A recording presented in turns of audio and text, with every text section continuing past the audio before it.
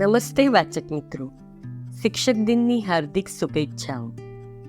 રાષ્ટ્રીય શિક્ષક ગિજુભાઈ બધેકાનો મારી શાળામાં નહીં ચાલે એ આર્ટિકલ આજે આપણે સાંભળવાના છીએ. વાચન સ્વર રચના દવે.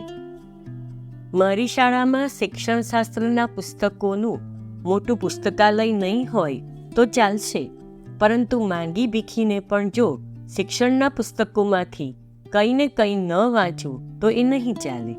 મારી શાળાનું મકાન આલેશાન અને પથ્થરોથી ચણેલું ને લાદેલું જડેલું ન હોય તો ચાલશે, પરંતુ જમીનમાં ખાડા પડ્યા હશે, અગર ગાર માટી વિનાનું હશે તો તે નહીં ચાલે. મારી શાળાની દિવાલો રંગ છાંટેલી ને તેથી સુંદર નહીં હોય તો તે ચાલશે, પરંતુ તેના ઉપર એક પણ બાવું હશે કે કરોળિયાના જાળાને ધૂળ હશે તો તે નહીં ચાલે. મારી શાળામાં સારી શેતરંજીઓ ને ગાલીચા પાથર્યા નહીં હોય તો ચાલશે, પરંતુ ક્યાંય પણ કચરો કે ધૂળ હશે ને તે પગે આવતી હશે તો તે નહીં જ ચાલે. મારી શાળામાં થોકબંધ શિક્ષણના સાહિત્યો ભર્યા નહીં હોય તો ચાલશે, પરંતુ મારી શાળામાં જે થોડા સાહિત્યો હશે તે ખરેખર ઉપયોગી નહીં હોય તો નહીં જ ચાલે.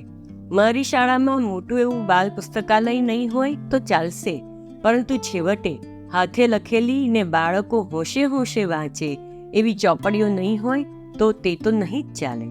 મારી શાળામાં હું બહુ મોટો ભણેલો પંડિત નહીં હોઉં તો ચાલશે, પરંતુ હું બાળકો તરફ સન્માન રાખવાવાળો, તેમના વિકાસનો અર્થ સમજી તેમને વાતાવરણ આપનાર નહીં હોઉં તો નહીં ચાલે.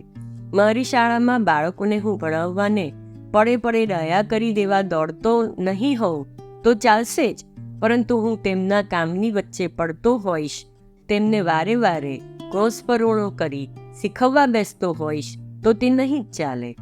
મારી શાળામાં બાળકો 2 ઘડી ભણશે ને 2 ઘડી રમશે તે ચાલશે, પરંતુ બાળકો કારખાનાના મજૂરોની જેમ દિવસે બધો કામ જ કર્યા કરે ને હું તે ઉપર કડક નજર રાખ્યા કરું તો તે નહીં જ ચાલે.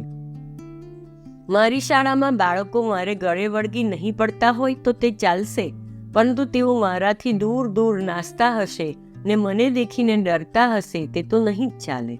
મારી શાળામાં બાળકો ઓછું ભણતા હશે તે ચાલશે, ધીમે ભણતા હશે તે ચાલશે, પરંતુ તેઓ તણાઈને ભણતા ભણતા કંટાળી જતા હશે ને નિસ્તેજ થતા હશે તે તો નહીં જ ચાલે.